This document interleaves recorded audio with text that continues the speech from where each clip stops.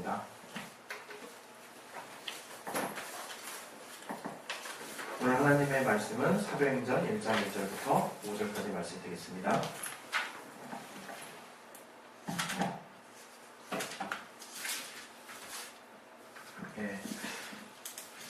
우리가 펼쳤으면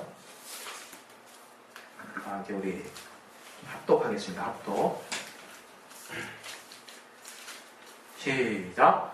데오빌로여, 내가 먼저 쓴 글에는 무릇 예수의 행하시며 가르치시기를 시작하시고부터 그의 택하신 사도들에게 성령으로 명하시고 승천하신 날까지의 일을 기록하였노라.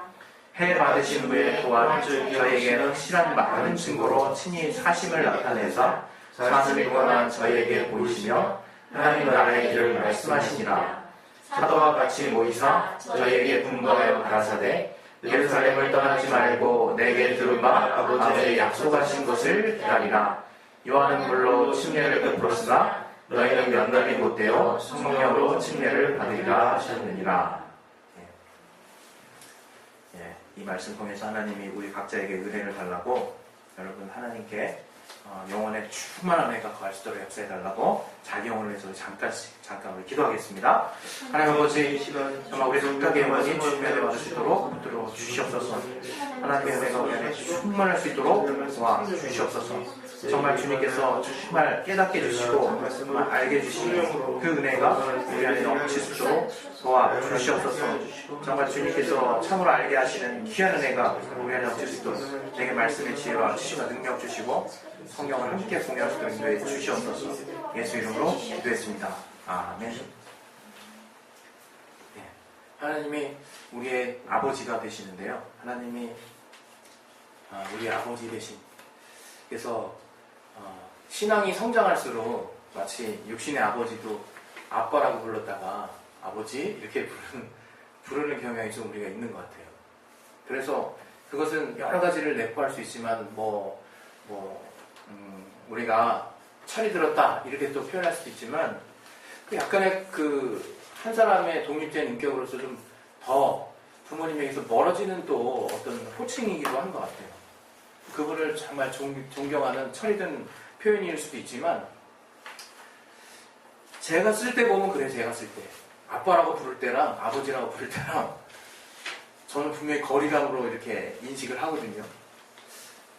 근데 하나님 우리의 아버지 되신다고 그럴 때요, 꼭 이렇진 않겠죠. 하나님 아버지 부른다고 해서 여러분이 가까움이 멀어지거나 이제 이러진 않겠지만, 우리에게서 하나님을 정말 벗어나서 하나님이 우리에게서 가장 가깝다는 것을 여러분이 이게 깨달아야 되는 거예요. 깨달아요.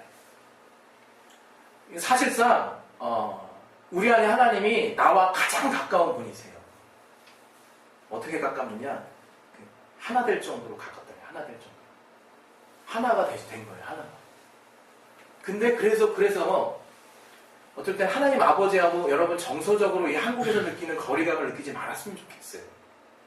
하나님 아버지 부르면 그 어떤 호칭보다도 정말 때로는 정겹고 때로는 가장 가까운 분을 부르시는 그런 믿음이 여러분 안에 먼저 분명하시기를 바랍니다. 하나님을 부르는데 저 멀리 진짜 정말 무슨 서자 마냥 멀리 계신 분을 부르는 것도 아니거든요. 그래서 오늘 같이 나눈 이 본문을 나누기 전에 먼저 같이 나누고 싶었던 내용이 뭐냐, 우리 하나님이 이렇게 하나 되신 분이라는 거예요.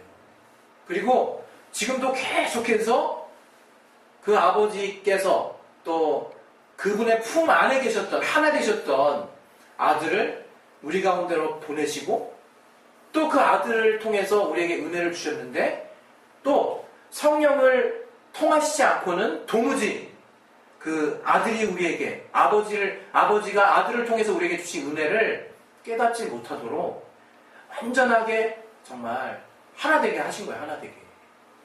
그래서 성경에는 내가 아버지에게서 보내실 진리의 성령이라고 이렇게 표현하고 있거든요. 성령도 아버지에게 정말 함께 계시다가 정말 우리에게 보내지는 아들에 의해서 성령이시고, 지금도 계속해서 나오시고 계시는 이제 성령이라고 이렇게 표현하고 있어요. 그것은 뭘 의미하느냐? 그만큼 가까운 정말 분이 정말 우리와 이제 하나 되시고자 우리 안에 내주하셨다는 거예요. 우리가 때로는 하나님의 하나 되심을 너무나 이렇게 머리로 막 이해하려고 애를 써요. 이 성경을 볼 때도요, 야, 이렇게 되고 이렇게 되니까 우리가 또 우리 안에서 배운 이 성경의 지식들이 또 다른 교회보다 조금 이렇게 또 명쾌하게 알려주는 부분들이 있는 것을 자랑 삼아서 너무 지식을 쓸 때가 있어요, 우리가. 왜? 그 지식으로 풀어놓은 것처럼 우리가 오해한다 이거예요. 그러나 그것이 아니라 이 성경에서 이 막 나오는 모든 말씀은 우리도 다 아는 바와 같이 하나님의 성령에 감동된 자들이 기록한 거란 말이에요. 그 성령에 감동해서. 그래서 그 성경에서 나오는 정말 그 어떤 설명조차도 여러분이 그냥 지식으로 받아들일 내용이 아니라는 거예요. 지식으로.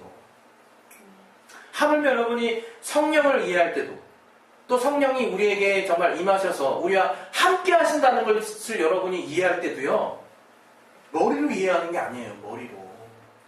우리의 심령으로 이해하는 거예요.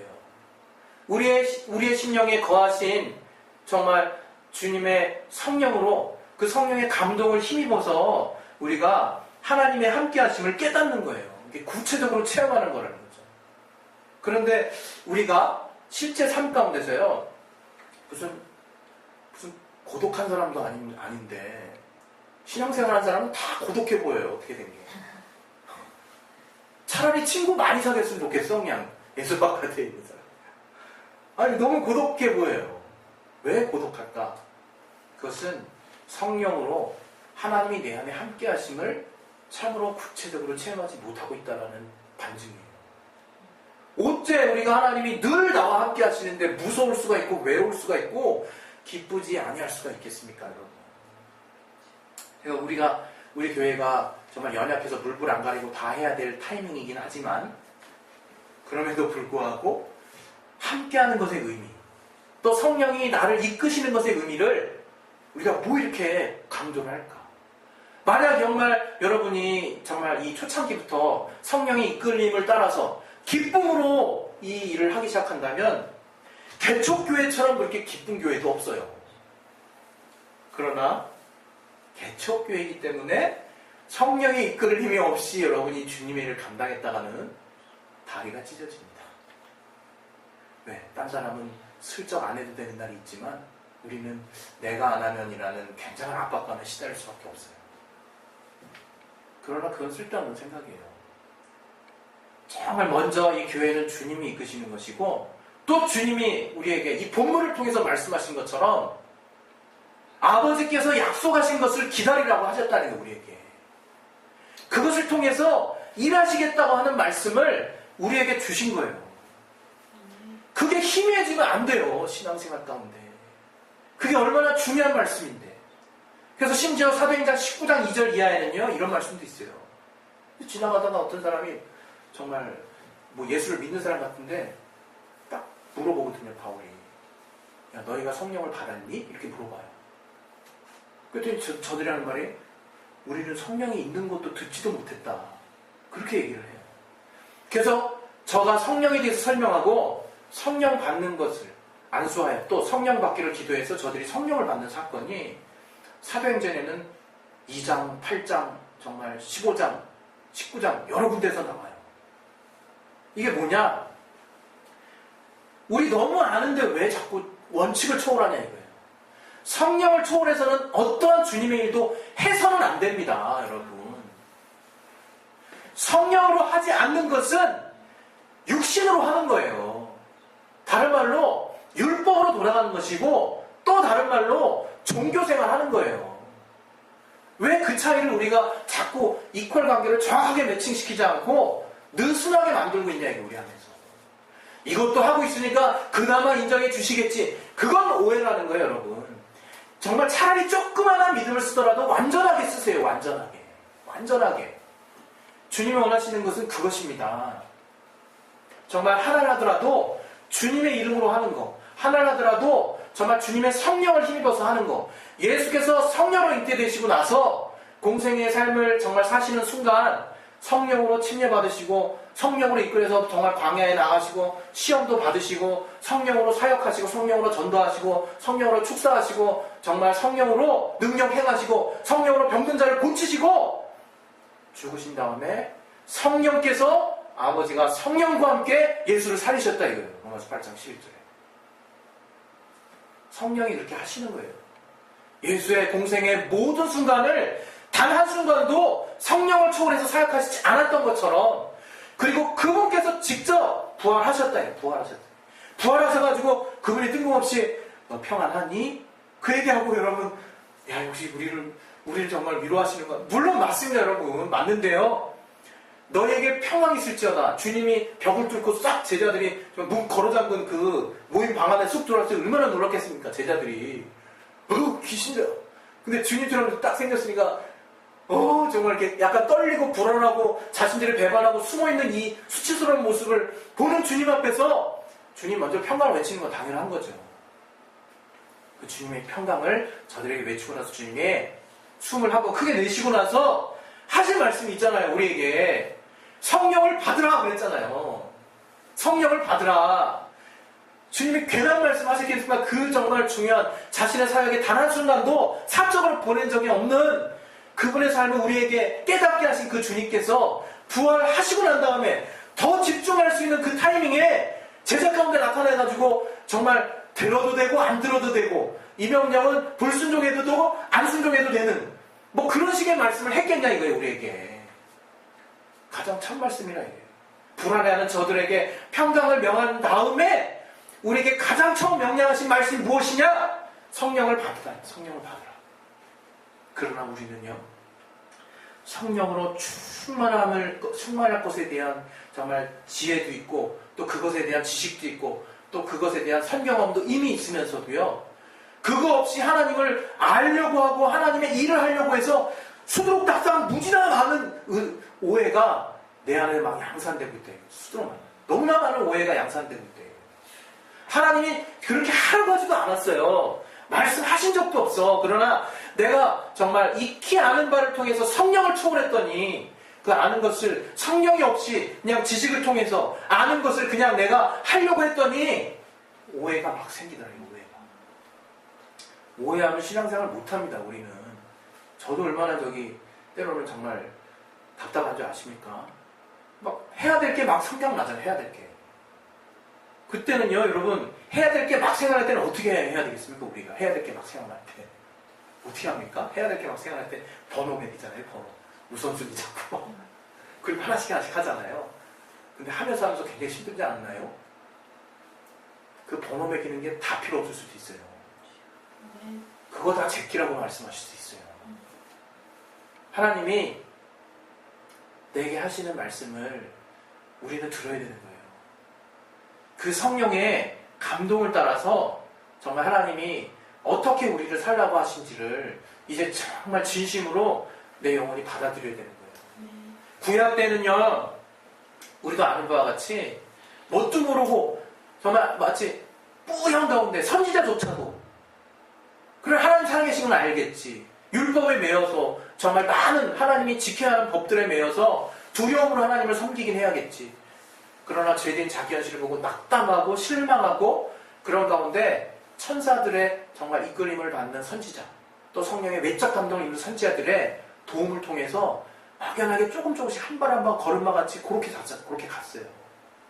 그러나 지금 우리의 신분은 어떤 신분이냐? 정말 모든 지혜의 정말 근원이신 지혜의 신이신 성령께서 또 모든 인간을 정말 다 정말 꿰뚫어 보시는 그 하나님께서 인간을 꿰뚫어 본다는 건 사회를 안다는 거예요. 삶을 안다는 거예요. 여러분. 그냥 보혜사 성령 오늘 그것이 주제이긴 하지만 여러분 이 땅을 살 때도요. 성령의 도우심을 철저하게 받으셔야 돼요. 사람을 사귀는 지혜도 주님에게서 나오는 거예요. 또 이 땅에서 정말 모든 일어난 어떤 발명품도 우리 정말 저희들의 은사이신 그 목사님께서도 거기서 막 지혜를 얻는다 그러잖아요. 성령께서 주신 지혜로 막 발명품 막 특허도 많이 있으시고 마치 이것처럼 성령을 의지하는 것은요 전천후라 이거 전천후라. 오늘 성경에 성령에 대해서 나와 있는데요. 제가 여러분과 저와 다시 한번 정말 생각해 볼 게 있어요. 그건 뭐냐? 성령으로 충만하다고 하는 것을 이제 여러분의 호흡처럼 생각하셔야 된다. 호흡처럼. 성령으로 충만한 것이 숙제입니까? 성령으로 충만한 게 숙제예요. 자꾸 내 생각이 뭔가 해야 된다는 개념으로 자꾸 접근한다. 주님. 성령으로 충만하라도 하나의 일입니까? 일이에요? 자기한테 물어보세요. 내가 정말 성령으로 충만하지 못해서 난 이러고 있어. 다 아는 것 같아. 나 성령 충만해야 되는데 어떡하지? 성령 충만해야 되는데 이러고 있어요. 그러나 성령의 충만함은요, 정말 우리 크리스찬의 정말 정체성이에요. 내가 그냥 자연스럽게 호흡하는 거. 성령 충만하기를 습관처럼 여러분이 정말 사모하셔야 돼요. 습관처럼. 그건 마치 특별한 날을 전도 집회를 대비해서 우리 모두 성령 충만하기를 사모합시다. 우리 특별히 좀 방언을 말합시다. 이런 기도 내는 게 참 사실은 웃기고 안타까운 거예요. 그래서 우리의 주보에는 정말 회개의 방언 시간이 있잖아요. 회개의 방언. 저는 정말 사회자이기도 하기 때문에 이 단위에 서서 방언만 계속하면 여러분이 또 이제 사회자의 기도를 통해서 힌트를 얻는 분들도 이제 앞으로 많이 생길 거기 때문에 방언을 이렇게 그냥 주구장창 할 수는 없어요. 그러나 그렇다고 해서 여러분이 앞에 서신 분도 말로만 기도하시는구나. 회개와 방언이라고 해놓고 말로만 기도하시는구나. 이렇게 오해하시면 안 돼요. 저는 제 역할이 있기 때문에 그걸 좀 줄이려고 하는 거예요. 왜? 사실상 저도 어렸을 때 정말 과거 이전의 교회 다녔을 때 어떤 앞서 사회하시는 분의 기도를 통해서 제 기도에 힌트를 얻곤 했거든요. 그것은 사회자의 마땅한 또 의무이기도 하고요. 그러나 제가 너무 답답할 때는 앞에 서서도 막 방언을 하죠. 또 우리가 또 방언의 필요성을 더 많이 성령 안에서 깨닫고 느낄 때는 무시하고 막 할 때도 있는 거죠. 그러나 우리가 성령으로 충만해야 된다라고 하는 것은 의무가 아니에요. 의무가. 무슨 뭐 해야 되는 일 이렇게 여겨야 되는 부분이 아니에요. 성령이 임하시면 그때부터 주님의 일은 우리의 것이 되는 거예요. 우리의 것. 성령으로 너희가 충만하면 그때부터 예수의 증인 되리라. 이렇게 얘기하신 거예요. 성령 충만하지도 않은데 어떻게 주님의 일을 생각할 수가 있겠습니까? 그 말에 여러분 압박받지 마세요. 그 말을 압박받지 마세요. 지금 내가 자꾸 성령 충만해야 되는 거 자꾸 일로 보고 있구나. 내가 되지 않으니까 정말 되고 있다는 걸 목표로 봐서 그렇게 돼야 된다는 뭔가 이렇게 해야 할 과제처럼 여기니까 내가 해야 될 뭔가 과제처럼 여기니까 부담된다 이거예요. 그러나 성령 충만함이 뭡니까? 성령이 나를 감동하시는 거예요. 주체가 누구예요? 성령이에요. 성령이 나를 감동시키시는 거라니까요. 내가 물론 인간의 주님께 가까이 가고자 하는 의지가 필요합니다. 그러나 그거 아세요, 여러분? 우리가 가까이 가고자 한다고 해서, 우리가 성장했다고 해서, 성령의 생각을 이제는 많이 알았다고 해서, 바로 느껴집니까? 내가 회개해야지. 이러고 막 느껴져요? 아니라고요. 그렇게 죄가 깨달아지는 것조차도 성령이 깨닫게 하셔야 깨달아지는 거예요. 성령이 깨닫게 하셔야 내가 어디서 멀어졌는지, 어떤 분야에서 정말 내가 주님과 정말 화목하지 못한지가 명쾌하게 딱 깨달아지는 거예요. 그 죄가 뭔지를 알아야 내가 주님께 가까이 가고 싶은 마음이 생기죠. 근데 우리가 통상 멀쩡한 이성일 때 내가 회개해야겠다 하는 것은 뭡니까? 누구의 메시지를 듣고 잠깐의 감동을 통해서 그럴 수 있지만 나는 아는 거라는 거죠. 이제 습관처럼 내가 충만해야겠다는 그 정도 의지를 쓰실 수 있잖아요. 그래서 여러분이 그 의지를 가지고 그래서 정말 우리 스가랴 사회에서도 그런 말씀이 있다 했잖아요. 정말 예루살렘 교민에게 정말 그 자식을 잃었을 때의 그 슬픈 그 애통하는 마음을 우리에게 말미암아 우리 안에 주시다고 성령께서.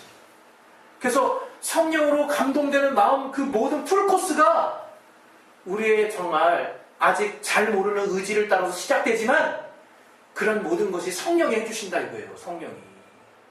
그것을 여러분이 더 믿어보시라는 거죠. 그래서 우리가 전도를 할 때도 괴로움으로 하는 것이 물론 때를 얻을 때나 못 얻을 때 전도하라는 것은 어떨 땐 괴롭고 어떨 때는 기뻐서 그게 때를 얻을 때 못 얻을 때 그렇게 해석하는 경우도 있더라고요. 그러나 바울은요, 많은 서신서에서 자기 상태를 고백했어요. 정말 이러나 저러나 예수의 복음, 예수가 전해지는 것 때문에 그분을 항상 행복해했어요. 바울은 항상 기쁨이라고 그랬어요. 단지 슬픔은 이 땅을 바라보는 영혼, 정말 온전하게 정말 주님 안에서 세워지지 못하고 있는 어떤 현실 때문에, 그런 어떤 목회적 관점, 그런 어떤 주님의 복음을 증거하는데 그것이 막힌 어떤 현실 때문에 답답했지, 자기가 일하는데 너무 괴로워서, 그 일이 너무 싫어서, 또는 그 일이 짜증나서, 그 일이 너무 부담돼서 그게 때를 놓든지 못 놓든지 전파하는 것에 대한 이유가 되지는 않았다고요. 그건 무리를 친다면이죠. 무리를. 여러분, 사실은 저에게 대한 말씀이기도 해요. 제가 움직이는 것에 대해서 많이 지겨워졌더라고요. 제가 진짜 아주 많이 지겨워졌어요. 그래서 정말 의지로는 막 해야겠다, 또 감동도 있는데, 정말 내가 참 이렇게 많이 이렇게 눅눅해졌다는 걸 깨닫고, 그리고 막 고민을 했어요. 무엇이 문제인가? 문제가 뭐겠습니까? 하나님께 돌이키고 하는 그런 모습이 우리의 실생활 가운데서는 그런 모습으로 하나님께 나아가는 모습이겠지만, 내가 진리 안에, 내가 복음 안에 있는 자라면 아주 명쾌하게 깨달아지는 게 하나 있다 이거예요. 뭐냐? 아, 내가 지금 성령을 하고 있지 않고 있구나. 성령이 우리에게 주시는 것은요, 기쁨이에요. 영혼의 기쁨이에요. 거룩한 기쁨이에요. 정말 그것이 막 그냥 여러분 환경이 여러분을 어렵게 한다고 해서 여러분이 어려운 마음이 생기는 것을, 그리고 하나님의 기쁨도 있고 그러나 어려운 마음도 있어. 그러나 여러분, 실제적으로 내가 그러나 만족하고 기뻐 라고 하는 믿음의 고백과 나의 영적인 어떤 상태에 대한 감정의 고백이 잘 분별이 안 되시는 분이 이제 가끔 있더라고요. 환경은 어려운데, 그러니까 나는 어려워. 환경은 어려운데 나는 지금 영적으로 충만하니까 충만한 거 아니겠어라고 머리를 이렇게 접수해가지고 막 이해를 시켜. 그게 아니라요, 실제로 성령이 주시는 기쁨이 있다는 거예요. 성령이 주시는 평안이 있다는 거예요, 여러분. 그분이 주시는 평안이 있기 때문에 밑도 끝도 없이 평안한 거예요. 마치 대체검사란 마냥 하나님이 주시는 더 세밀한 이 세상을 사는 지혜도 하나님은 때로는 주시지만, 정말 예수를 증거하기 위해서, 내 영혼을 정말 살찌우기 위해서 하나님이 나를 전폭적으로 지지하시고 후원하시고 기도하시는 그 성령의 사역을 여러분이 정말 주 안에서 온전히 깨닫고 계신다면 주님이 정말로 안식처인 거예요. 그 어떤 상황도 단 하나도 예외 없이 그 어떤 상황에서도 안식처인 거예요.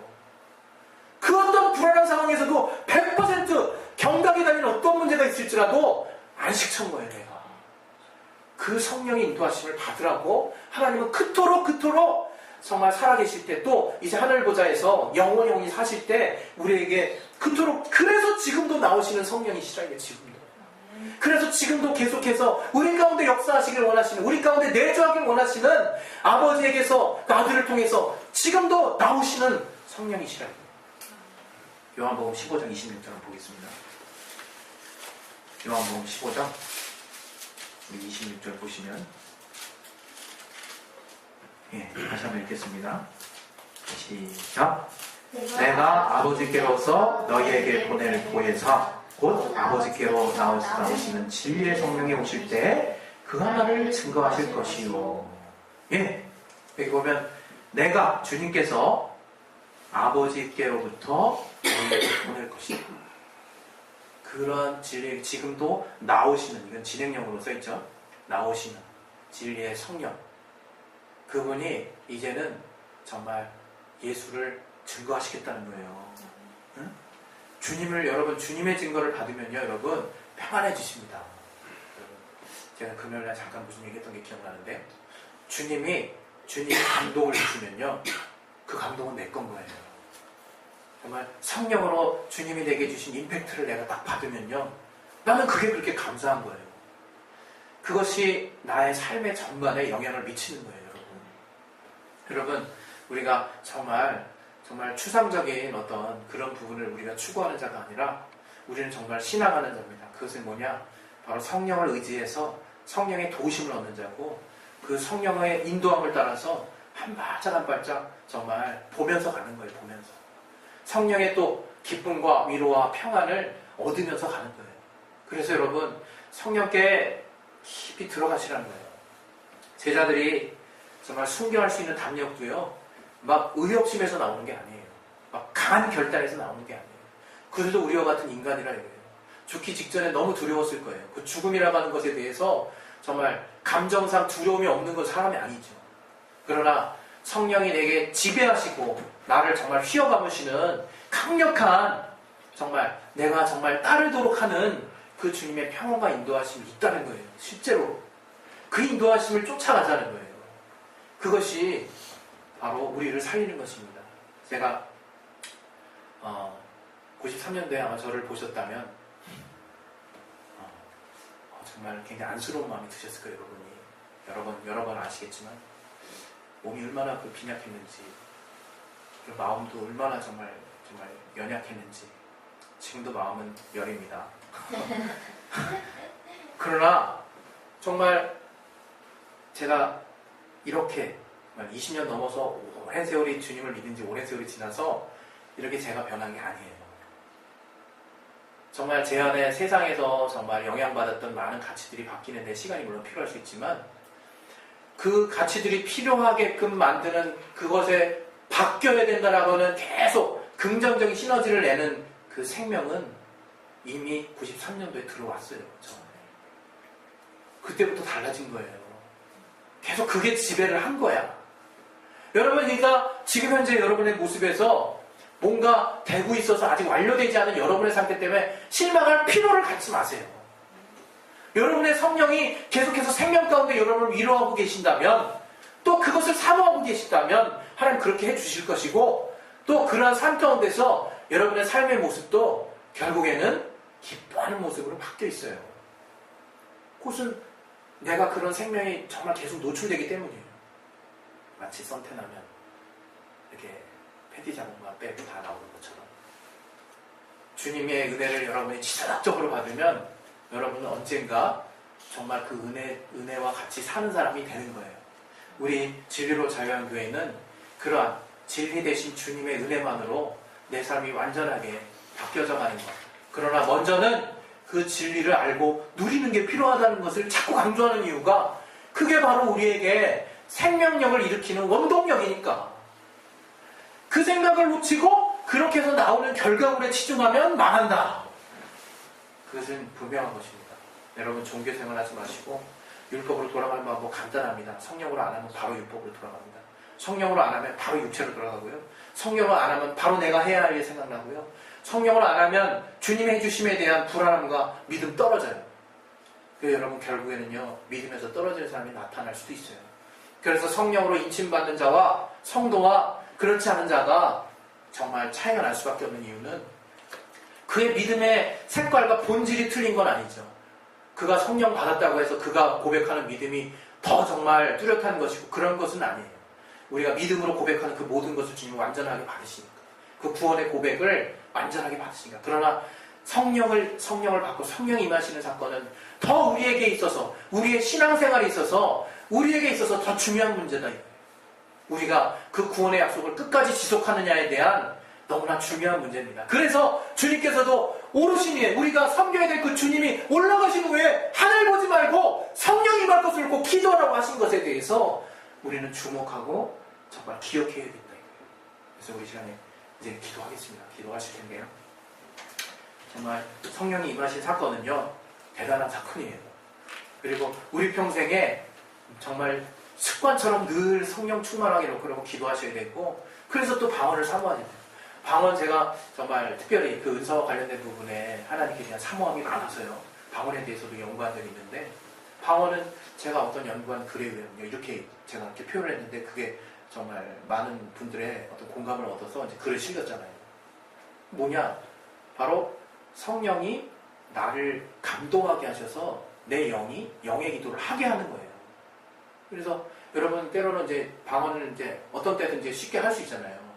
그러나 정말 방언이 충만하게 나올 때를 보면요, 이미 성령으로 감동돼 있어요. 그 앞뒤 순서가 바뀌는 거에 대해서 큰 의미는 없지만, 우리는 그 충만함을 사모하기 때문에 방언을 먼저 말하기를 시작하면서 더 내 마음은 성령 충만하기를 놓고 기도하셔야 되겠죠. 근데 참 변함없는 사건은, 성령 충만한 자는 그 방언도 충만하게 나와요. 여러분 예전에 방언할 때요. 방언이 막 변화되는 경우 하신 적 있습니까? 방언이 막 이렇게 바뀌잖아요. 처음에 우리 처음 방언할 때 어땠습니까? 저랑 비슷합니까? 더더더더더더 처음에 그랬는데요. 뭐 방언의 모양새가 바뀐다고 그게 뭐 큰 의미를 두진 않겠지만 제가 이렇게 남들 앞에서 방언할 때 그게 좀 부끄러워가지고요. 방언을 바꿔달라고 기대했는데 안 바뀌더라고요. 근데 내가 충만해지니까 방언이 또 이렇게 방언도 바뀌더라고요. 물론 이것은 진리는 아닙니다. 그러나 제가 말하고자 하는 것은 방언도 성령 충만한 자에게 임하는 정말 구체적인 역사라는 거예요. 사도행전 2장 4절 이하에 나오는 것처럼 성령이 충만해야 비로소 정말 내가 그 성령의 도우심을 따라 내 영이 감동을 입어서 방언을 말하기를 시작하는 거예요.